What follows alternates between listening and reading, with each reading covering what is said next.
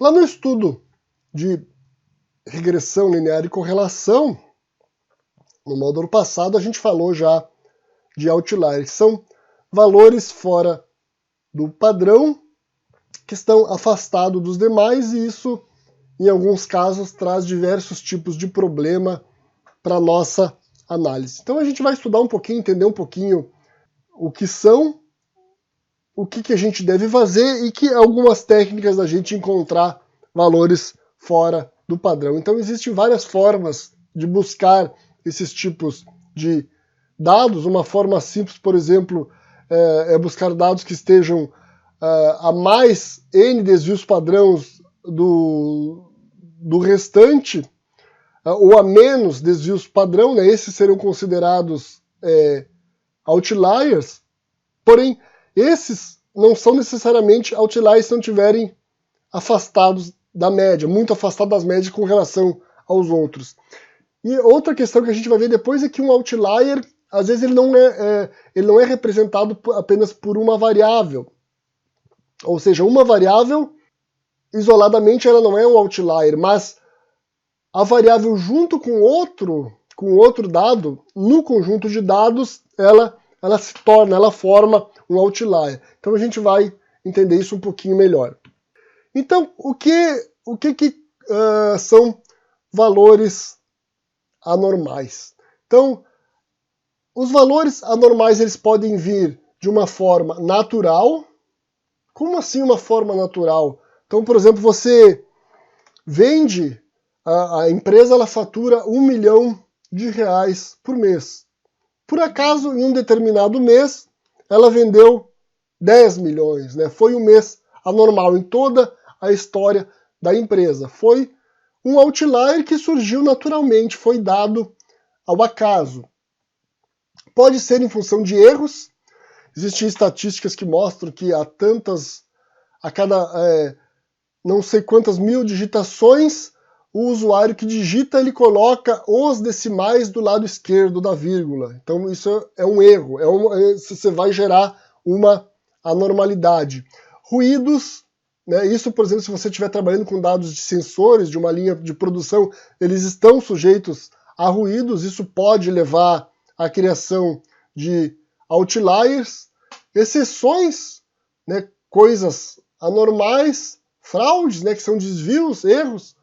Eu tenho um curso nessa mesma plataforma, um curso de análise investigativa com lei de Benford.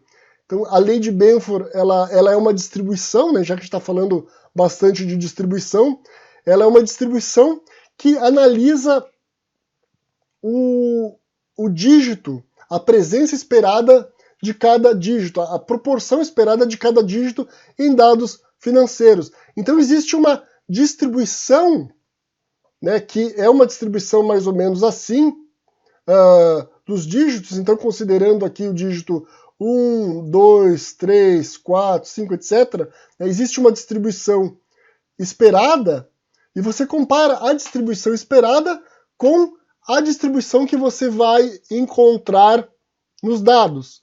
Então, por exemplo, se a distribuição esperada aqui é a barra preta, e você, por exemplo, do dígito 1, a distribuição esperada é a barra preta, e você encontra no dígito 1, por exemplo, esta proporção de dígito 1, esta diferença aqui pode significar que existe alguma anomalia nos dados, algum tipo de fraude. Então, esse é um tipo, também é uma ferramenta de busca de outliers, de busca de anomalias. É claro que eu não vou falar aqui, eu não vou explicar aqui como isso funciona. Se você se interessou por esse tema de lei de Benford, né, é uma coisa muito curiosa, muito interessante. Eu sugiro que você busque aqui o meu curso sobre esse tema. Então, um outlier, ele pode ser uma única variável quantitativa. A gente viu lá o exemplo de um boxplot lá que ele mostra outliers. Eu tenho outliers em cima e outliers embaixo. Então são valores que estão fora, muito acima, muito distante dos outros valores. Eu posso ter um outlier formado também por duas variáveis quantitativas. Então, a variável quantitativa sozinha ela não é outlier, mas se você comparar ela com outro valor, aquela instância ela se torna um outlier. Então, você vai entender isso um pouquinho melhor. Olhando aqui do ponto de vista de custo, se a gente olhar esse ponto aqui do ponto de vista de custo, você tem um custo ali entre 2.000 e 3.000, teoricamente não é outlier, porque você tem aqui um custo, por exemplo, que vai acima de 3.000. Então, se você olhar só com relação ao custo, ele não é um outlier. Se você olhar com relação à idade, você tem uma idade aqui, 37 anos aproximadamente, não é um outlier, né? Porque você tem idade lá de menos de 20 até próximo a 60. Agora, este cliente com esta idade custar isso se torna um outlier. Então você não ia encontrar, por exemplo, esse outlier usando um box plot. Você vai encontrar ele, por exemplo, gerando um gráfico de dispersão. Esse cliente, você analisando as duas variáveis, ele se torna um outlier. Ele está fora do padrão das outras variáveis. Você pode ter N variáveis quantitativas que se tornam outliers. Aí, por exemplo, você vai ter que usar um algoritmo de cluster, como a gente vai ver no módulo de Machine Learning. Você pode usar um algoritmo de cluster baseado em distância ou em densidade, por exemplo. Então, aqui o que a gente vê? A gente vê que existem agrupamentos criados e existem valores que a gente pode ver aqui, alguns pontos, que não foram incluídos em nenhum grupo. Então, esses valores são outliers. Né? Dentro desse algoritmo de cluster, eles estão fora de um padrão. Então, até agora a gente falou de variáveis quantitativas. Mas a gente pode ter também outliers em variáveis categóricas? Claro, a gente pode ter também outliers em variáveis categóricas. Então, se você olhar aqui nesse exemplo, você, para o estado do Mississippi, você tem aqui uma emissão de CO2 entre 10 e 20, não é um outlier, né? Você tem vários valores aqui nessa região.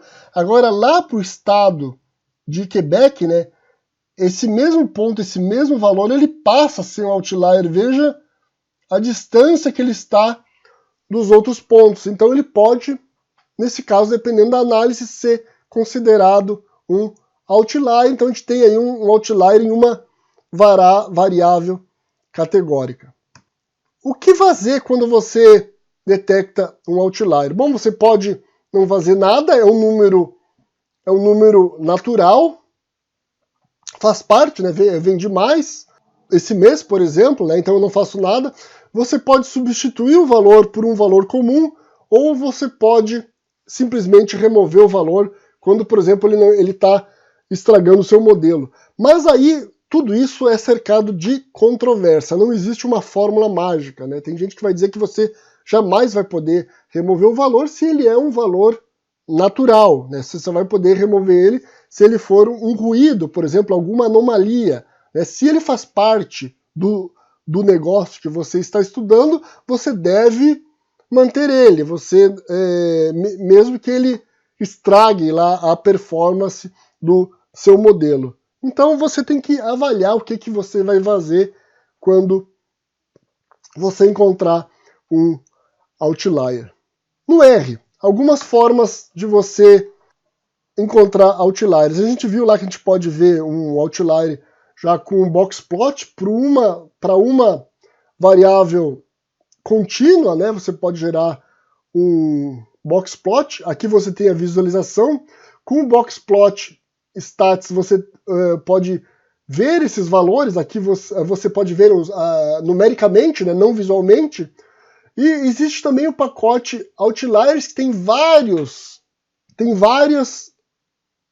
funções de busca de outliers. Tá? Existe um grande número de funções de busca de outliers.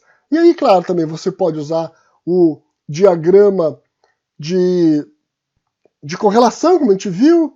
Você pode comparar variáveis categóricas, ou você simplesmente pode buscar valores acima de um determinado número de desvios padrão da média. Depende aí do caso que você tiver para resolver na busca desses outliers.